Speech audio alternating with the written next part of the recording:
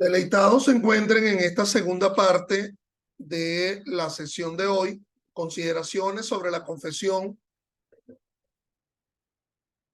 en el proceso penal venezolano. Hoy, 18 de julio de 2023, mi nombre es Ángel Serpa Aponte y esta clase está dirigida fundamentalmente a mis alumnos de la especialidad en Ciencias Penales y Criminológicas de la Universidad Central de Venezuela, en la asignatura Pruebas Personales y Circunstanciales. Y no sé si lo dije antes, pues mi nombre es el profesor Ángel Serpa Aponte y esta clase la pueden encontrar en mi canal YouTube, Ángel Serpa, al cual les invito pues se suscriban a los efectos de conocer mis criterios con respecto a diferentes variables del derecho penal, del derecho procesal penal, derecho penal constitucional, derecho probatorio penal, en fin. Bueno,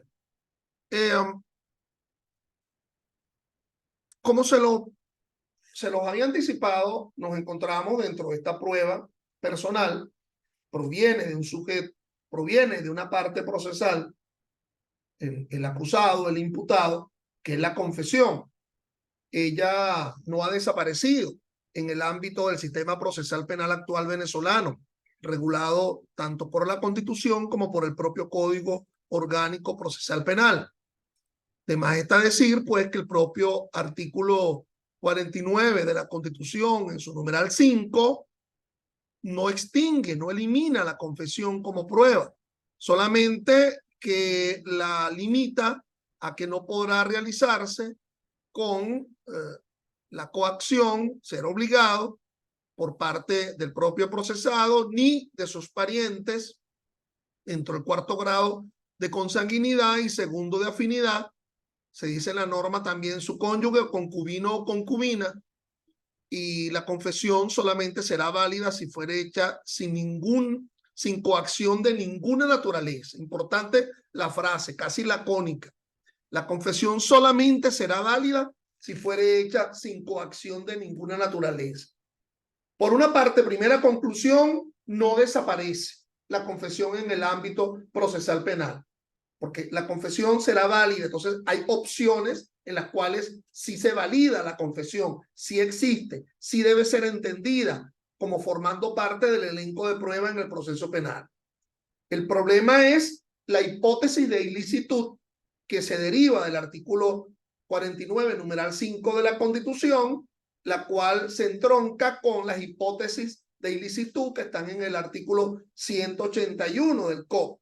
Si tú revisas la hipótesis de ilicitud probatoria del artículo 181 del COP, la mayoría de ellas está vinculado a la coacción que se haya hecho frente al procesado. Indebida intromisión en la intimidad, engaño, tortura, coacción. Fíjate que se habla de coacción, pero aquí habla la confesión solamente será válida si fuera hecha sin coacción, y por lo tanto parece que el código mejora la propia pauta constitucional, porque si, por ejemplo, nos vamos a el artículo 181 del Código Orgánico, es decir, aquel que establece las pautas, las hipótesis de la ilicitud probatoria, y la tienen ante sí. Fíjate que la cosa trasciende más allá del problema de la coacción.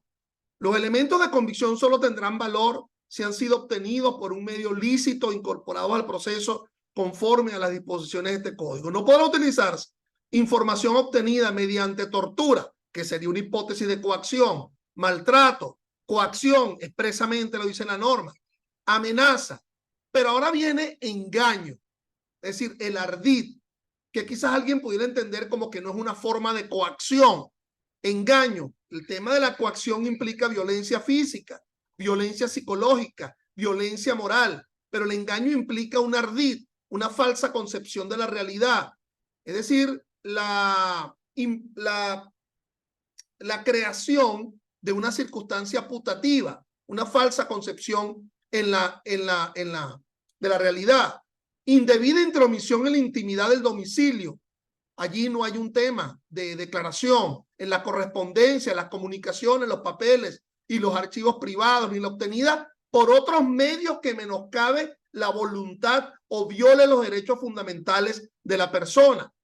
Entonces, bueno, no hay coacción de forma alguna, ¿verdad? Aparentemente, pero la persona la están poniendo a declarar semidesnuda en un ámbito de aire acondicionado extremo. O sea, alguien dirá, bueno, hay una forma sutil de una coacción. Asimismo, tampoco podrá apreciarse la información que provenga directa o indirectamente de un medio o procedimientos ilícitos. Aquí está vinculado ya no solamente a una patología de contenido policial, de una patología en el ámbito de la investigación, sino que pueden haber patologías en el ámbito de del proceso.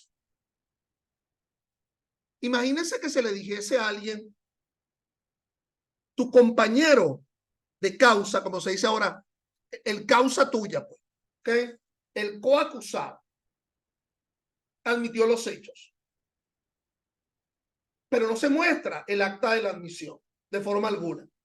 No se le coloca a ese delatado, porque supónganse que el problema sea en donde se indica si admitió los hechos, pero y te delató también. Y realmente no se coloca ante la persona que está siendo delatada esa acta de delación.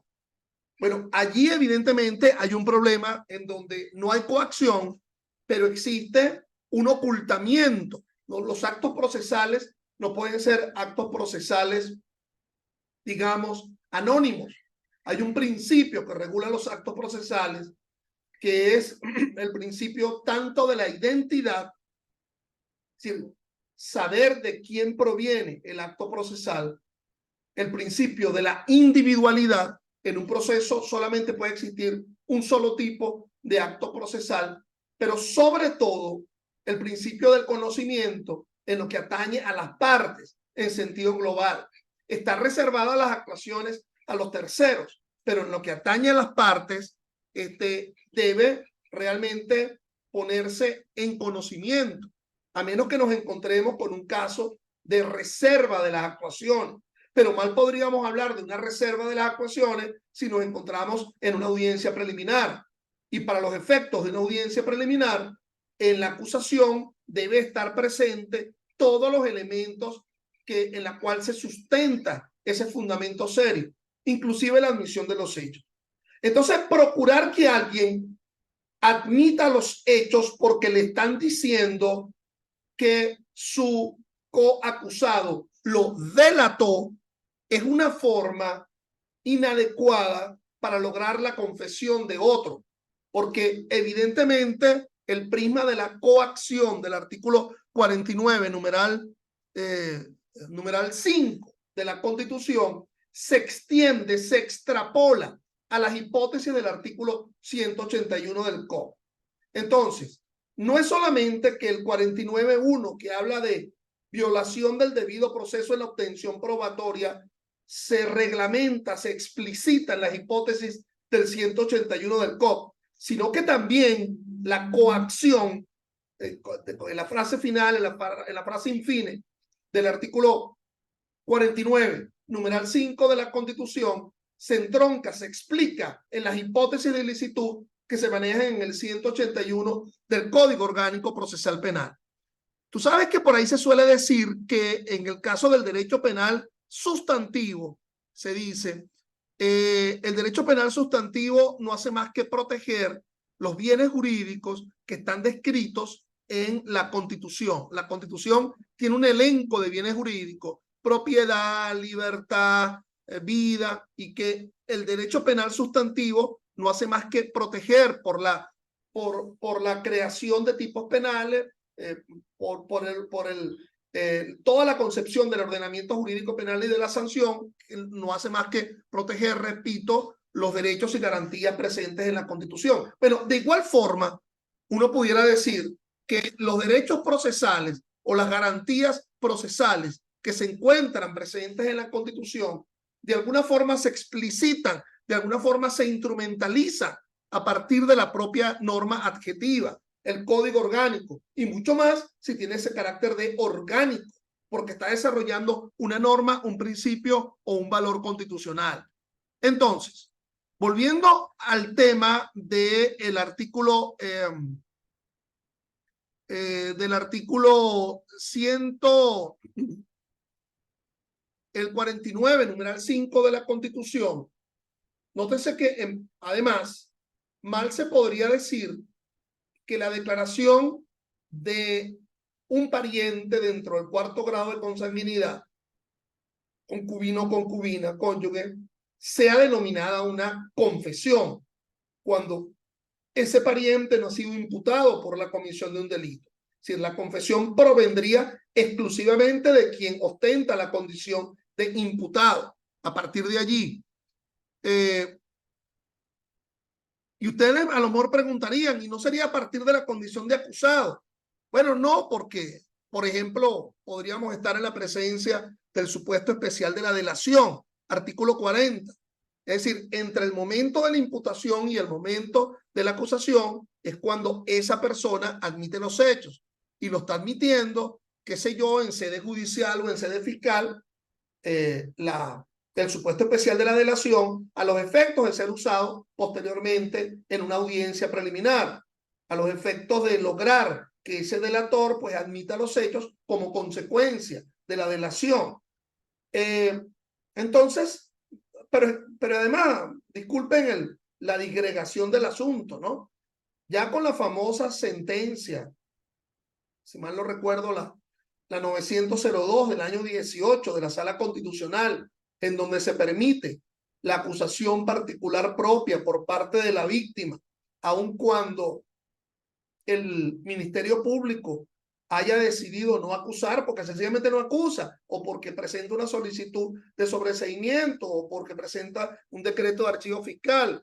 Y en cualquier delito de acción pública, la Sala Constitucional en esa sentencia 902 valida la presentación de la acusación particular propia de la víctima. Por cierto que el problema no lo resuelve totalmente, porque aunque está allí el tema de la querella como una forma de poner en conocimiento, tampoco la sentencia llega a decir que la víctima puede realizar el acto de imputación. Es más, la reforma 2021 del COP sigue resaltando la necesidad de la imputación formal por parte del fiscal del Ministerio Público en el artículo 126, pero sí permite, pero la jurisprudencia sí permitiría esa acusación particular propia de la víctima, aun cuando el fiscal no haya acusado. Entonces yo decía como una especie de juego de palabras, que tú sabes que se dice que el sistema es acusatorio por muchas razones, pero una de ellas, no solamente porque es adversarial y un tercero decide, sino porque alguien distinto al juez presenta la acusación.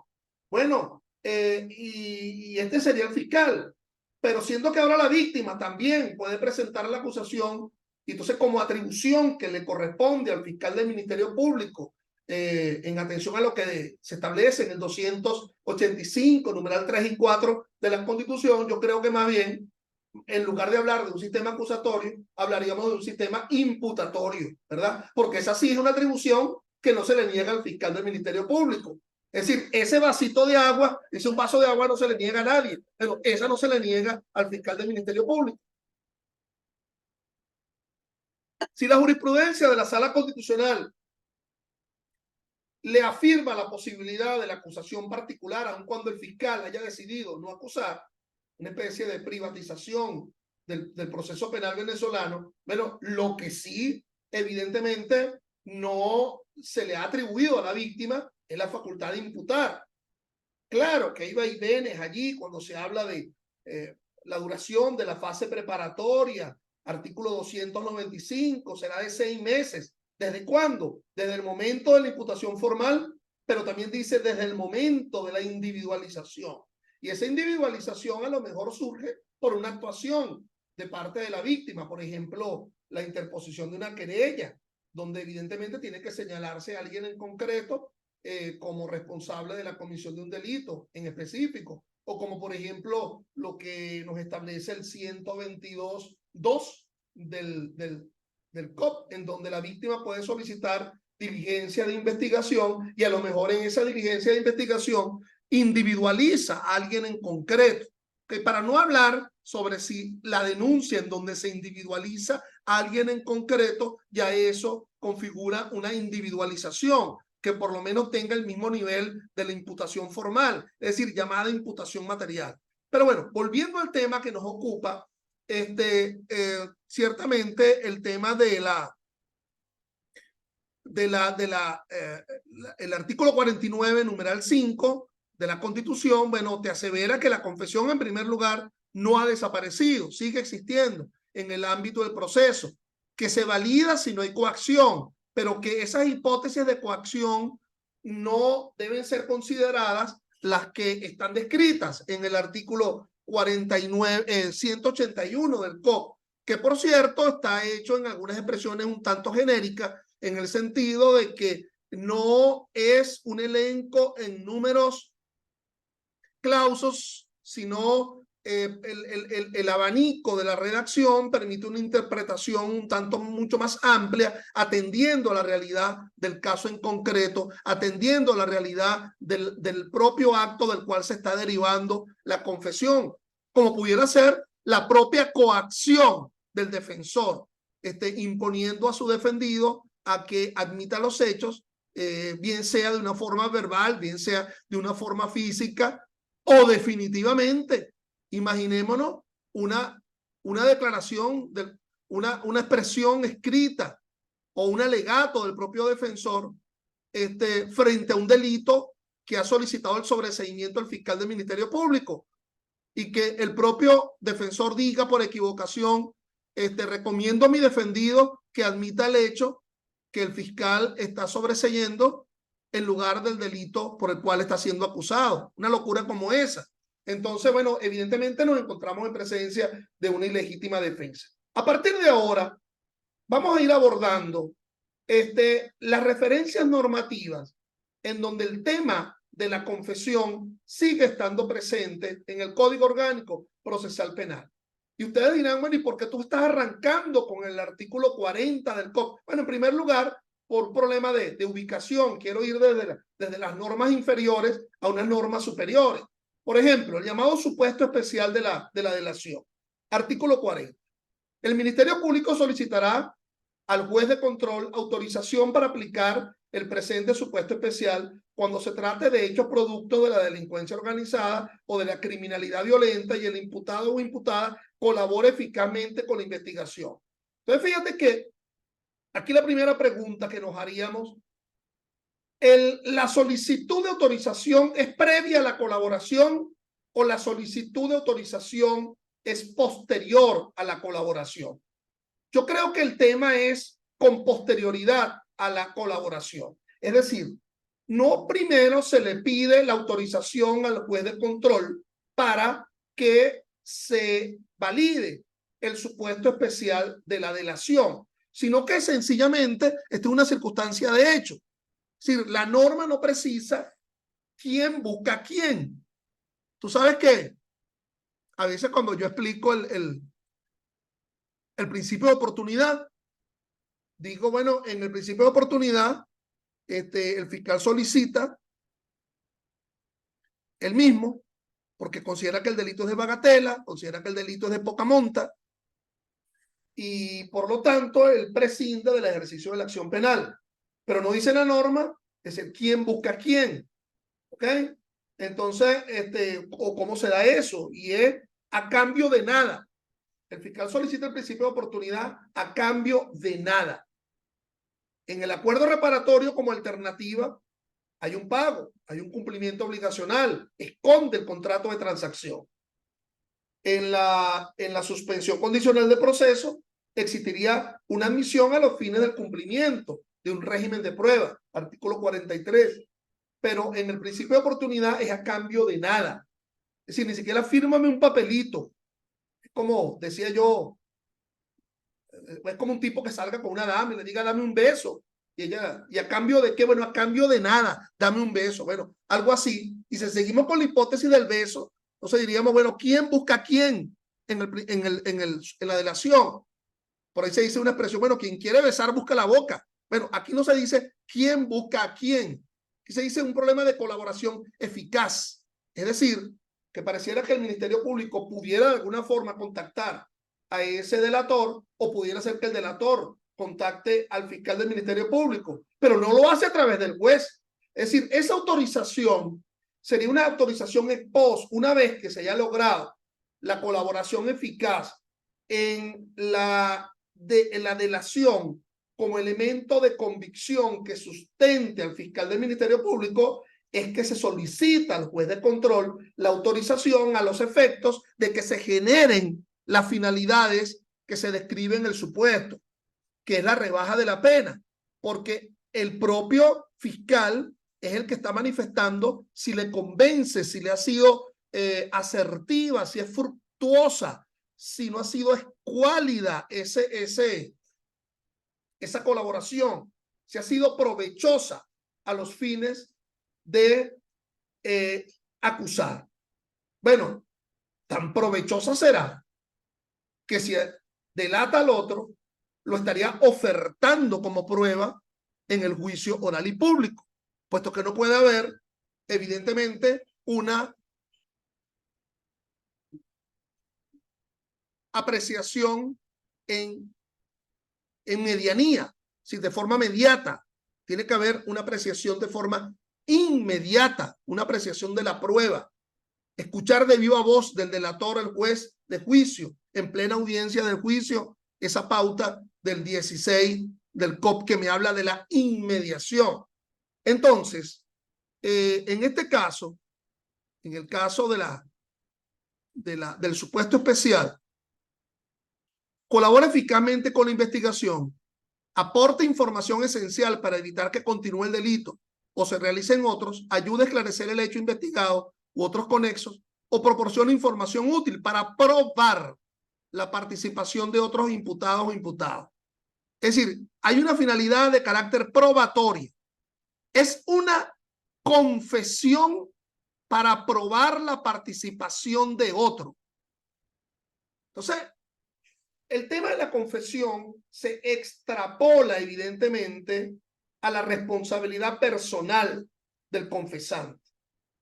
Aquí hablaríamos de lo que se llama una especie de confesión por testimonio, que la doctrina en sentido global no lo acepta, porque la confesión es la que se hace de forma personal para admitir una responsabilidad en el ámbito de una participación absolutamente personal.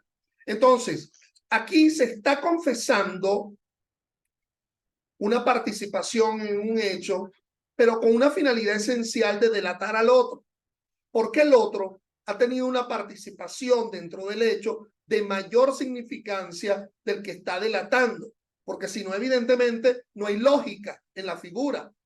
Uno podría preguntarse, ¿no eres tú o soy yo? O más bien, es el otro quien tendría que haberme delatado a mí. O sea, bueno, evidentemente mi participación tuvo que haber sido inferior. Quizás en el papel la norma sea la misma, 149 de la Ley Orgánica de Drogas. Yo voy a delatar al que trafica toneladas de cocaína, de clorhidrato de cocaína. Sí, pero yo mismo vendí más de 1000 gramos, 2000 gramos, 2 o 3 kilos de cocaína. Lo importante es señalar, dar elemento frente al otro sobre el cual no se tiene elemento alguno. Entonces, es una confesión a los efectos de lograr la incriminación del otro. Y esto ocurre normalmente.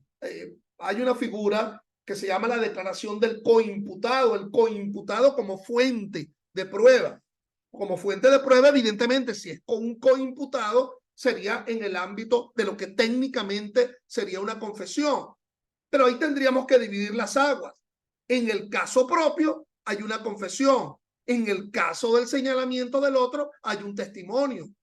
Pero ese testimonio se deriva, es de mi propia confesión. Es decir, la confesión como un acto procesal causa que derivaría un acto procesal efecto, que sería el testimonio. Si mi confesión fuese inválida, el testimonio con respecto al otro sería también inválido. teoría de la nulidad de los actos procesales de forma subsiguiente, artículo 179 del COP. The fruit of the poisonous tree, la fruta del árbol envenenado. Si se demuestra que esa delación personal para llevar los efectos del otro se realizó con tortura, engaño, coacción, no había ningún tipo de voluntad mía de querer delatar al otro, y mucho menos de admitir en causa propia, entonces evidentemente también se invalidaría la delación con respecto al otro. Entonces,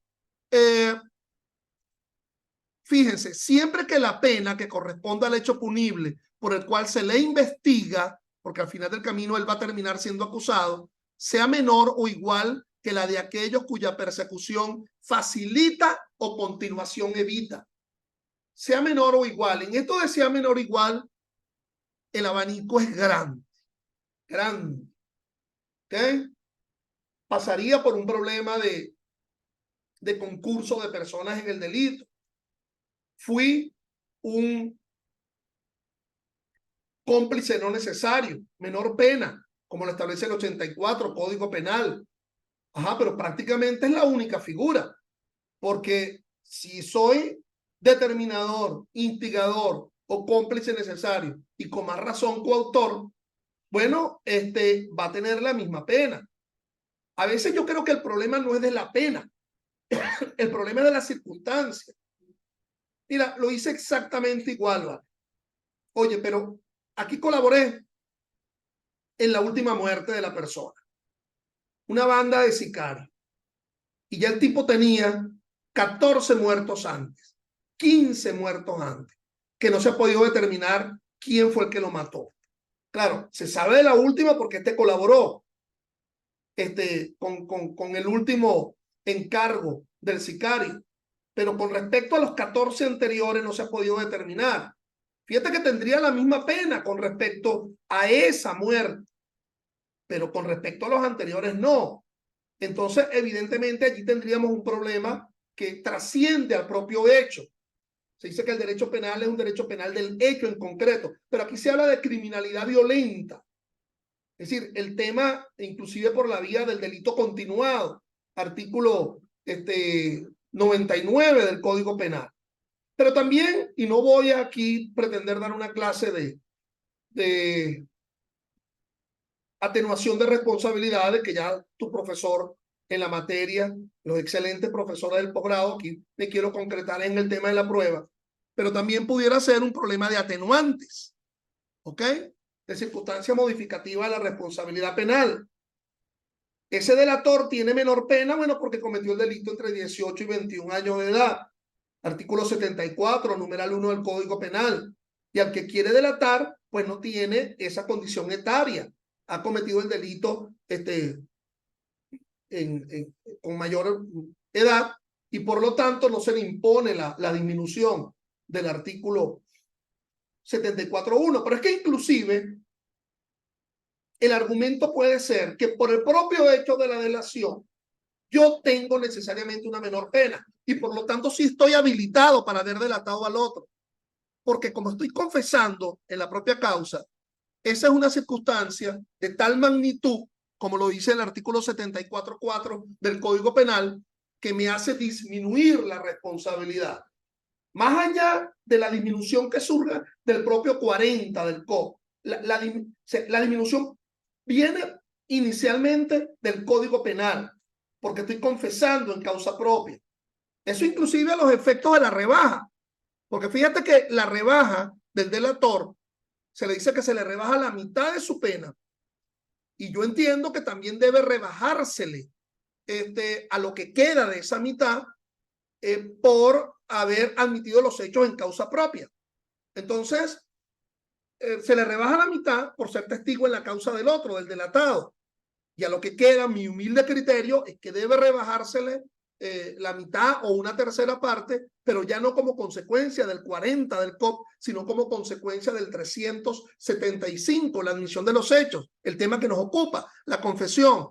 Pero es que además, pudiéramos decir, ¿de qué pena se rebaja? Bueno, podríamos acudir al límite inferior de la pena. sino que no sea el término medio ni un límite superior, sino del límite inferior. ¿Y a cómo tú llegas a ese límite inferior? Por el propio 74, numeral 4 del Código Penal. Entonces, para ponerme ordenado, la pena sería el límite inferior, la que se le concede a ese delito. ¿Por qué razón?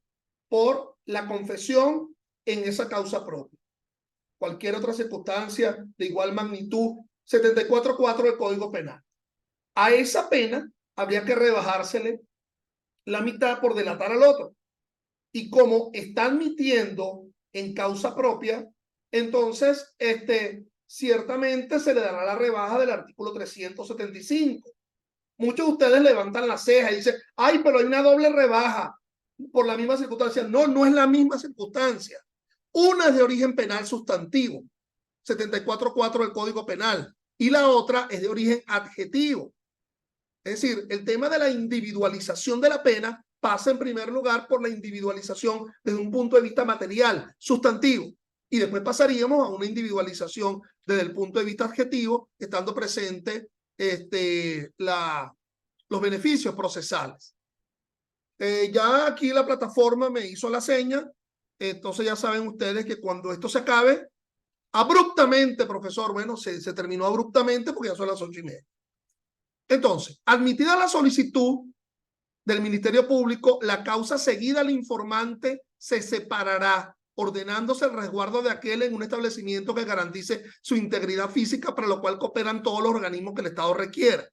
Aquí sí es importante ese abordaje de la autorización previa a los efectos de esa separación a los fines de la garantía que se describe no en esta norma, sino en la Ley de Protección de Testigos y otros sujetos procesales, una ley del año una ley del año 2009, ¿ok? Perdón, 2008.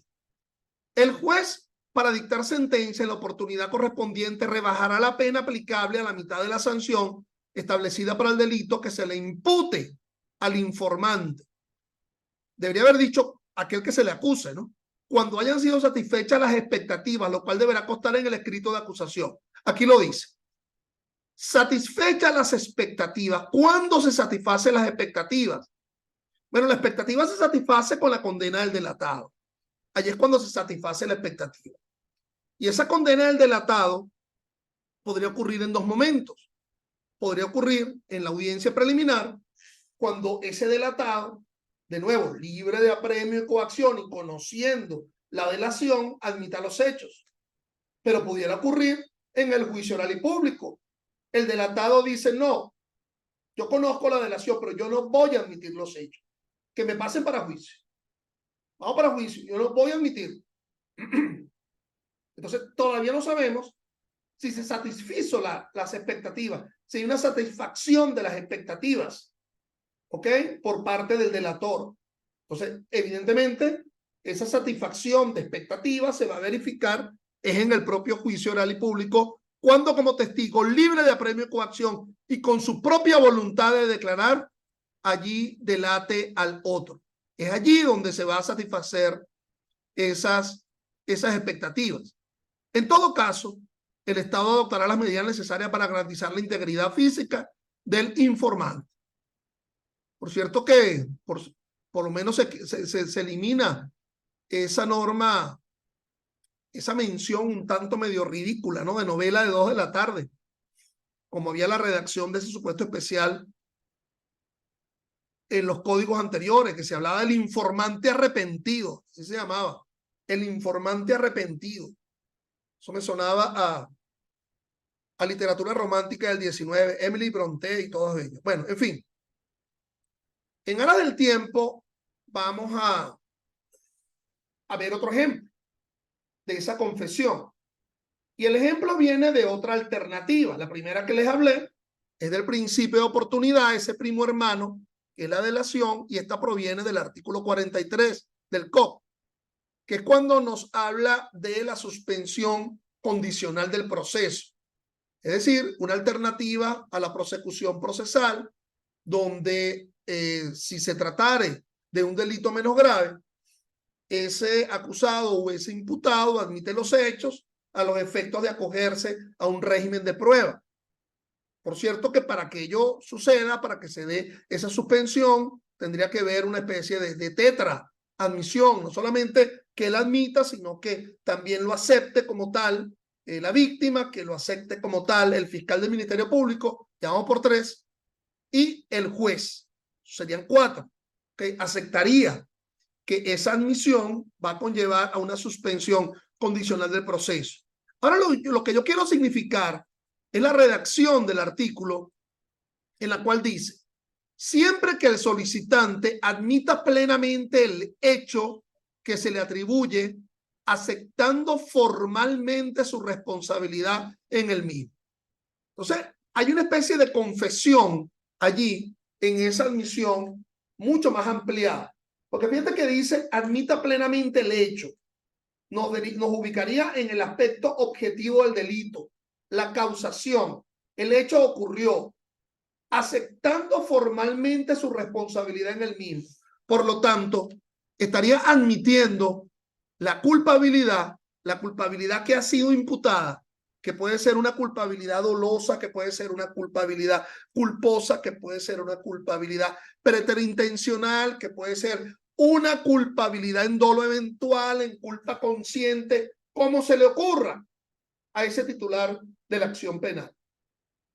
Por cierto que también puede ser como se le ocurra a la víctima en su acusación particular propia, como acusadora que puede ser o acusador que puede ser, más no puede ser un ente de imputación. Esa víctima no podría imputar formalmente porque la atribución se la tiene conferida el 126A y el 126 al Código Orgánico Procesal Penal. Entonces, se estaría admitiendo hecho, se estaría admitiendo culpabilidad y se estaría admitiendo atribuibilidad.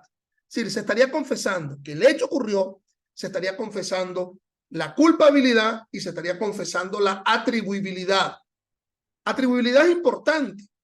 No es problema, no sé si me entienden, no es problema de que se actuó con dolo o actuó con culpa. En el caso de la atribuibilidad, estoy afirmando que esa forma de intervención en el delito es la que acepto como fue acusada. Es decir, o como coautor, o como instigador, o como determinador, o como cómplice necesario.